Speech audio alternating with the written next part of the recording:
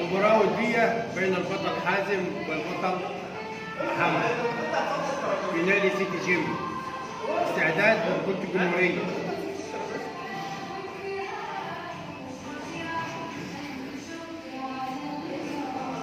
شعمان 1 2 3. 10 عمار. وحش خش. ما ترفعش الكورة. الكورة لو اترفعت تاخد انذار. شعمان بس 10 حازم. 10. مفيش وقت محدد للمباراة. لازم واحد يفوز. واحد هيهبط يا جدعان، هيهبط. ما ترفعش الكورة هتاخد فاول كده لو رفعت الكورة.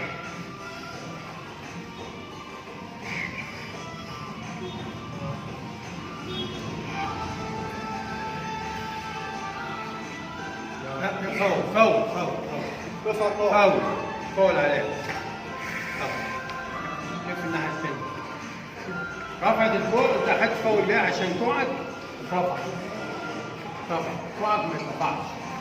كده انت اخدت فاول، انت كان في ايدك الفوز. لكن انت ضيعت الفوز بالفاول ده. بس لك فاول تاني، لو خدت فاول تاني يعتبر هو اللي غلبك.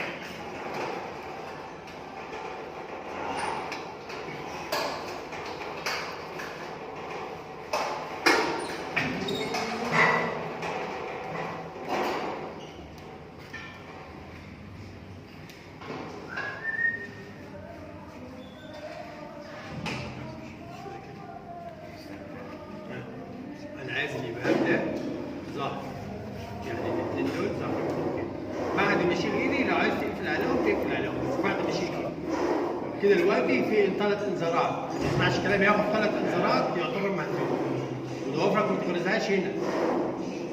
بعد ما ابدا المباراه تعمل اللي انت عايزه بس في حدود قانون اللعب. ماشي؟ 1 2 3.